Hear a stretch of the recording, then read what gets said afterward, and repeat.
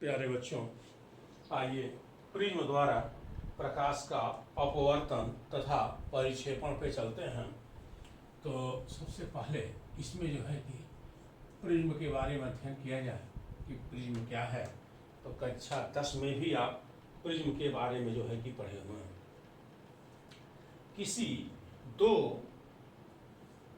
या सीधे सीधे कहिए कि किसी कोण पर झुके दो समतल अपवर्तक पृष्ठों से घिरे समांगी पारदर्शी माध्यम को हम प्रिज्म कहते हैं। कह रहा है कि किसी कोण पर झुके हुए दो समतल पृष्ठों से घिरे, किसी कोण पर झुके हुए दो समतल पृष्ठों से घिरे समांगी एवं पारदर्शी माध्यम को प्रिज्म कहते हैं। यहाँ पे ए बी सी यह आपका प्रिज्म को रिप्रेजेंट कर रहा है। ए को प्रिज्म का कोण या अपवर्तक कोण भी कहते हैं। यहाँ देखिए पी क्यू यह आपतित किरण है, क्यू आर अपवर्तित किरण है और आर एस निर्गत किरण है। आप जानते हैं आपतित किरण अभिलंब से जिस कोण पे गिरेगी ये आपतन कोण, ये अपवर्तन कोण आर हो गया। और इस पृष्ठ के लिए ये आर डैश आपतन कोण, तो ये जो है कि आई डैश अपवर्तन, या चूंकि बाहर निकल रही है ये रेज, तो उसको हम निर्गत कोण और आर एस निर्गत किरण है।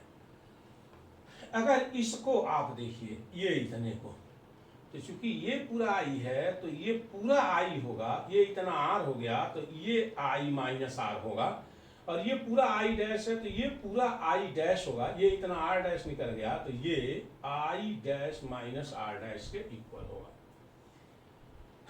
अब प्रिज्म के पदार्थ के अपवर्तनांक के लिए सूत्र की गणना करनी है, यही इस चैप्टर की मेन हेडिंग है। आप एक काम करिए, पहले उससे पहले विचलन कोण क्या होता है। तो देखिए ये आपतित किरण है और वो निर्गत किरण है आर एस। आपतित किरण को आगे की ओर बढ़ाने पर, आपतित किरण को आगे की ओर बढ़ाने पर तथा निर्गत किरण को पीछे की ओर बढ़ाने पर जो कोण बनता है उस कोण को हम विचलन कोण कहते हैं। कह रहा है कि ये आपतित किरण है, इस आपतित किरण को आगे की ओर फॉरवर्ड कर दीजिए और वो निर्गत किरण है उसको पीछे की ओर बढ़ा दीजिए, तो ये जहां कट कर रही है या इन दोनों के बीच जो कोण बन रहा है उसी कोण को हम विचलन कोण कहते हैं। अब अगर एक ग्राफ प्लॉट कर दिया जाए किसके किसके बीच, तो आपतन कोण और विचलन कोण के बीच में, तो वो हमको इस प्रकार से एक ग्राफ मिलता है। इस प्रकार से यानी जैसे जैसे आपतन कोण का मान बढ़ता जाता है विचलन कोण का मान पहले घटता है और एक न्यूनतम मान के बाद फिर इसकी वैल्यू तेजी से इंक्रीज करने लगती है।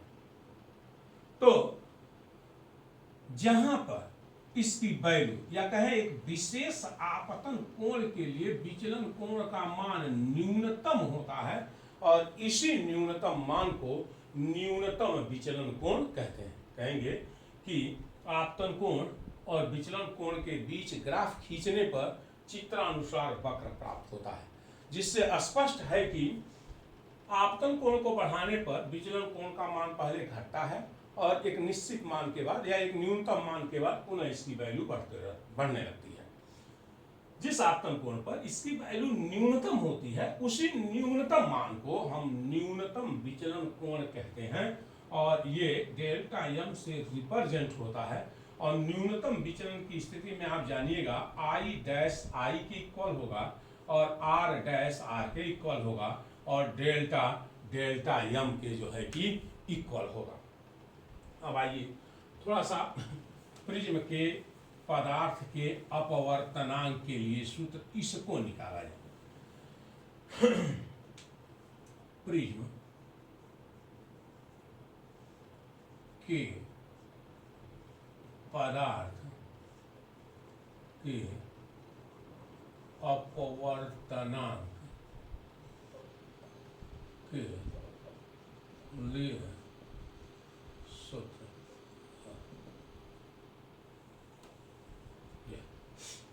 तो जरा सा देखिए इसको, आप कह सकते हैं कि त्रिभुज डी क्यू आर में, ये देखिए जरा सा इस ट्रायंगल को, तो डेल्टा बहिष्कोण है आई माइनस आर और I dash minus R dash का, तो it will be equal to the delta. अब आइए जरा सा इसको एडजस्ट करना चाहें आप, तो delta equal to I plus I dash minus R plus R dash, ये इक्वेशन नंबर 1 हो गया आपका। ठीक है, इसमें ये डेल्टा बहिष्कोण है इन दोनों का। फिर आगे बढ़िए आप, तो जरा सा ये देखिए चतुर्भुज ए क्यू ई आर, चतुर्भुज जो ए क्यू ई आर है आपका, इसमें ये पूरा यानी क्यू ए क्यू ई और ए आर ई 90-90 है, यानी आमने सामने के कोणों का योग 180 है, तो भी आमने सामने के कोणों का योग 180 होगा। तो a प्लस ई बराबर 180 डिग्री। और इस त्रिभुज को देखिए क्यू आर ई में, तो यहाँ कह सकते हैं आप कि r plus R dash plus E बराबर 180 डिग्री। इन दोनों इक्वेशन को एक साथ मिलाया जाए तो a प्लस ई बराबर r plus R dash plus E, E से ई कैंसिल हुआ, a equal to r plus R dash, ये हो गया हमारा a equal to r plus R dash, equation number 2 हो गया। अब ये यहां अगर रखा जाए इसकी जगह पे, तो कह सकते हैं आप कि समीकरण 1 से delta equal to I plus I dash minus A, ये इक्वेशन नंबर आपका 3 हो गया। न्यूनतम विचलन की स्थिति में डेल्टा की वैल्यू डेल्टा एम के बराबर, आई डैश की वैल्यू आई के बराबर और आर डैश की वैल्यू आर के इक्वल होगी। और इससे अगर 3 और 2 को सेटिस्फाई किया जाए तो कहा जा सकता है कि समीकरण 2 से a बराबर r प्लस आर, 2r बराबर a इंप्लाइज दैट r बराबर a/2। फिर आइए जो है कि समीकरण 3 से डेल्टा एम बराबर I plus I minus delta M 2i minus A plus delta M बराबर 2i, आई बराबर A plus delta M by 2। I और आर दोनों की वैल्यू हमारी निकल गई। अब हम कह सकते हैं कि स्नेल के नियम से n equal to sine I बटे sine R, n equal to sine A plus delta M by 2 sine A by 2, जहां ए प्रिज्म का कोण कहिए या अपवर्तक कोण कहिए, डेल्टा एम न्यूनतम विचलन कोण है, n प्रिज्म के पदार्थ का अपवर्तनांक है, n प्रिज्म के पदार्थ का अपवर्तनांक है। इस तरह से n की value sine A plus delta M by 2 अपान साइन ए बाई 2। दूसरी बात ये कि पतले प्रिज्म के लिए, ठीक है, एक बात और निकाल दें आपको कि पतले प्रिज्म के लिए जो है कि न्यूनतम विचलन की स्थिति में कितना मान होगा उसका। तो पहली बात तो पतला प्रिज्म उसको कहते हैं जिसमें ए का मान 5 डिग्री के बराबर हो या उससे कम हो। अगर A less than 5 degree R equal to 5 degree, तो ऐसे कंडीशन में ये जो है कि आपका पतला प्रिज्म कहलाएगा।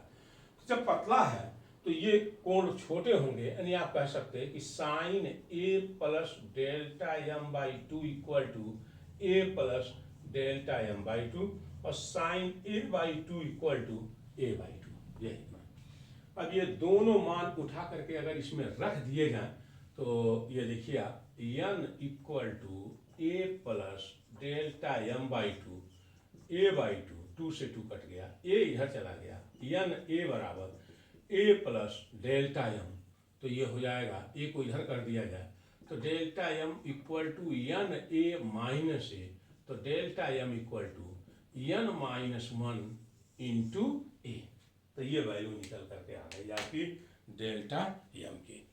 तो पतले प्रिज्म के लिए ये न्यूनतम विचलन की स्थिति है।